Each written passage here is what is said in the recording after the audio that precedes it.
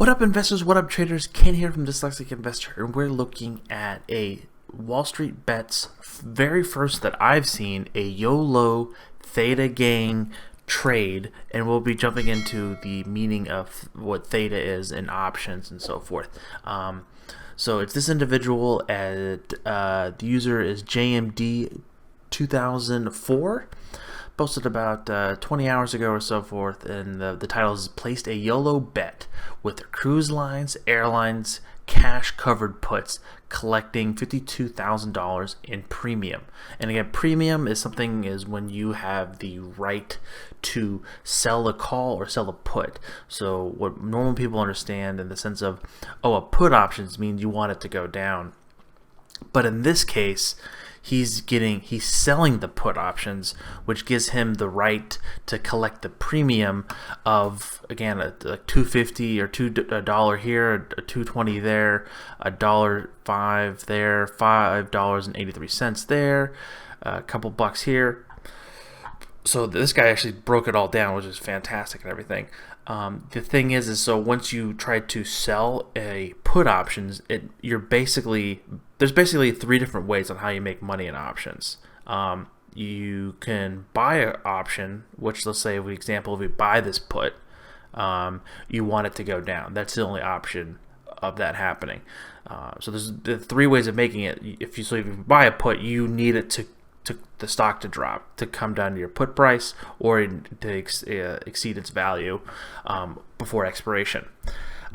Then the other way to do so is to make money, but two ways out of the three is to sell a put or sell a call.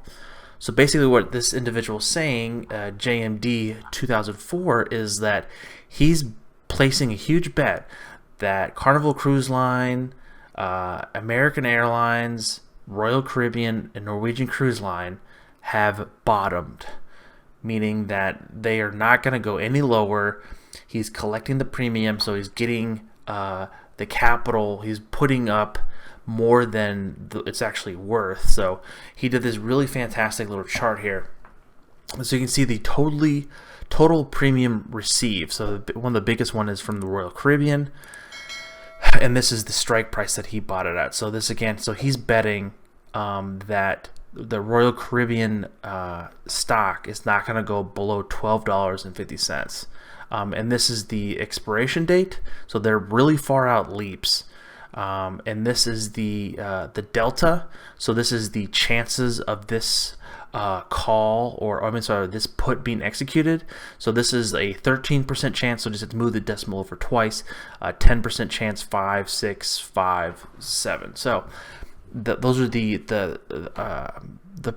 delta. Again, this is the Greeks within options, and then you have the total contracts that he bought, shares if purchased. So this is just basically a multiple of 100. So for example, if the Royal Caribbean cruise and this put option gets executed in 2 years basically from now, he would have to fork over $61,000 to purchase them, but he's going to be getting it at a slight discount due to for the premium that he's collecting from it, because he's getting paid 56, 57, but he's actually getting 52, it said on the chart, so I wasn't quite sure on how much he's getting. So basically, when he collects the premium, he's getting paid basically a very small percentage on a daily basis, because he wants that slowly to decay away. So theta is basically, a better way to look at it is like time. So each option has time, as you can see here. Well, this one is only a year or somewhat out, but most of them are 2 years out. So the theta will not kick in very high, and I'll show you that on the charts here in a second, on the sense of how much theta per option that has. And the theta really accelerates when an option's 40 to 90 days from expiration. That theta really builds up, so that option premium loses it quite a bit. But since volatility has been so high, and especially these stocks have literally hit the lowest prices in history, the volatility is so high of this, the premium for these particular strike prices are just so high. So that's why he's able to collect nearly $5.40 a premium at a $12.50 put options. So let's go ahead and give you an example here on the charts. Let me pull this bad boy over here. And then we're going to look at the very first one. So we're just going to look at, well, let's look at CCL. So that's Carnival Cruise Lines. Again, he basically purchased these, again, a year, and then it's basically one is a year out, the other one is 2 years out. Sorry, that was Norwegian. So we're Carnival Cruise Lines. So he bought the 5 and the 250. So the lowest price it's got is at $7.80. So let's go ahead and look at the options chain. So he bought them way far out. So he bought the 21. How did he do this? The 15. That doesn't make. Okay, he bought both of these. So he bought the $2.50 and then the $5 one. So he was able to sell these at a fairly high. These $5 were, he bought these or sold these at $1.90. So you can basically might be able to get a pretty decent premium on that. You can kind of see these bid and ask are quite wide in that sense, and so forth. So let's go ahead, and this is how much open interest the contracts have, and he has give it a total about 75 of those contracts of those. So let's go ahead and look at the Greeks. We want to look at Theta. See, Theta hasn't kicked in yet for these guys just because they're just so far out that Theta will not kick in, and the thing is it's not live yet, but it should pull up the beta ratio. Yep. So this is where he got the likelihood of this option, this $5 put, being in the money, which is going to be whatever the strike price is within 2 years from now. Hoping, I don't want Carnival Cruise Line to fail, but anything can happen. No one has a crystal ball. That this option has a likelihood of 16% chance of being in the money. Then I want to give you the example of what the Theta looks like on something that was a little bit more short term. So we're just going to look like 20 days out. You see that the Theta is very low, but these options are very highly levered. It doesn't look like there's that much trading volume on here. Let me look at something that's really close. You kind of see here the Theta kind of kicks up here a little bit. Once it gets a little bit of more the negative aspect to it, it can really ramp up in between the strike prices in between in the money and out of the money. So basically, the Theta is the time decay of how an options moves through its field of value within the correlation of its delta and then also the expiration. There's a formula for it, and you can Google all that stuff, but most systems just calculate that straight for you. So to give you a little bit of a better understanding, so if you look at the delta again, I know the negative kind of throws you off, but this is saying the $8 put has a 35% chance of being in the money, and then so forth. So a lot of the options volume is saying that the $10 is going to be close to being in the money most likely, and then you kind of see the numbers go up much higher. It's like we're betting the $18 put option is going to be in the money by May 8th. It's 100%. But again, this changes due to trading size, volume, different various calculations to be put into that. So this guy is going way far out. So he's buying those really long leaps, which the Theta will not kick in right away because it's just so far out. But if this individual is right, he's going to be capitalizing quite a bit on the sense of taking a pretty substantial risk, maybe forking up, what is it? He's saying $150,000 he's betting on basically to collect $56,000. So it's the probability of these being executed are very low. But that being said, that the overall position itself has a very high profitability of very high probability of profit. So we're going to pop over at Norwegian, and he bought multiple of these as well. He bought a lot of just the 2021s, the 15, $2.50. So he paid, he said 82 cents on this. So this is basically, he cut this in the middle. The delta is again a 6% chance of this happening. It's selling this, so you can basically go here. I want to sell the put. The limit is this, the day, so I can just go through this and I can buy these myself. Again, the market's currently closed, but this is how you would do it. I'm not sure how you could do it. Again, I don't use Robinhood, so I think they're trash.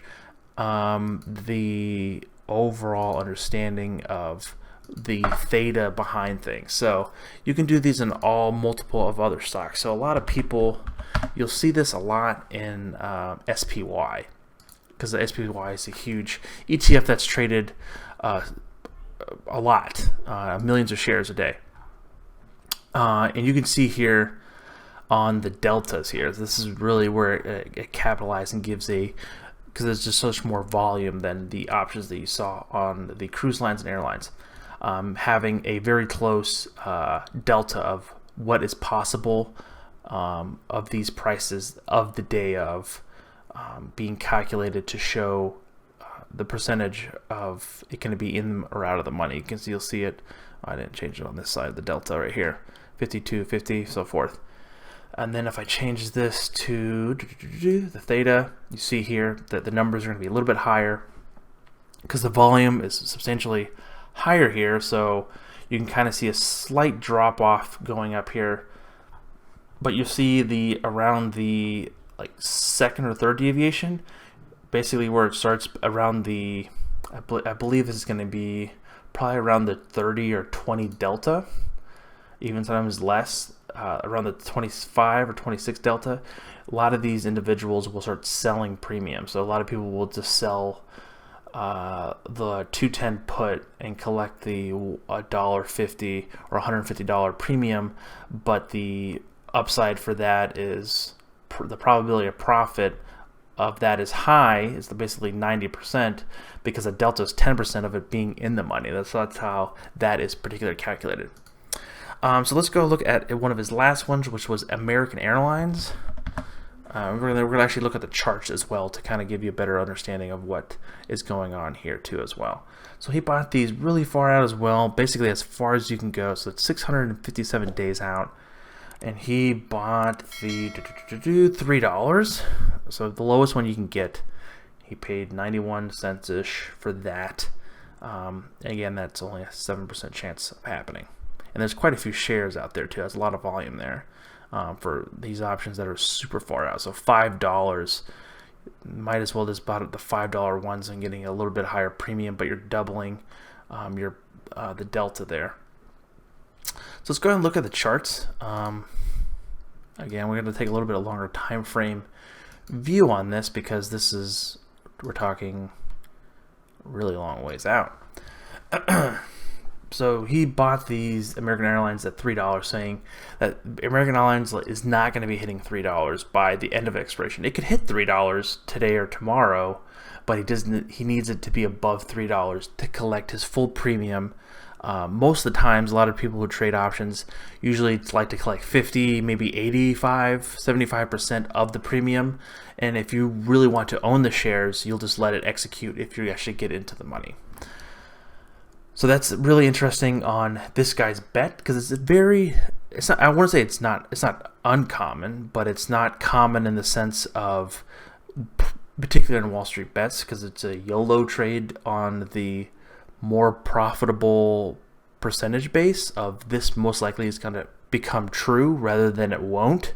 Instead of just buying the calls at $2 or $3 for American Airlines, or buying the $60 call in American Airline thinking it's going to rally back there in a year or two, I have a hard time seeing that, and rather than it not breaking below the initial $3 or $5 and what this guy's options are. Again, it's not going to be the risk reward is muted, but the amount of capital that it takes to do these kind of trades are substantial. But it's not a, I don't like the word sexy, but it's not a sexy trade in the sense of I bet $1 and now I made $10,000 from a $100 bet. Like, those are very few and far between, which like most people understand. But this is actually somewhat calculated, and it was just kind of refreshing and funny to see within the Wall Street Bets forum to see a huge bet like this to the market, that's especially the airlines and cruise lines that are just being crushed left and right. And I'm about to do working on another video of the Oracle of Wall Street, Mr. Warren Buffett, selling quite a bit of his Delta and his Delta. If you don't know that, for our portfolio, we bought in some Delta on Thursday, basically around the $22.50 level, $23. I can't remember the exact price, but it was like the low 20s. Starting a new position there. But I'll do another video discussing on what he was selling and what his potential viewpoints could be on that. Again, guys, thank you so much for watching. Don't forget to like and subscribe. Again, this is Ken from the Dyslexic Investor, and I'll catch you guys on the flip side. Peace.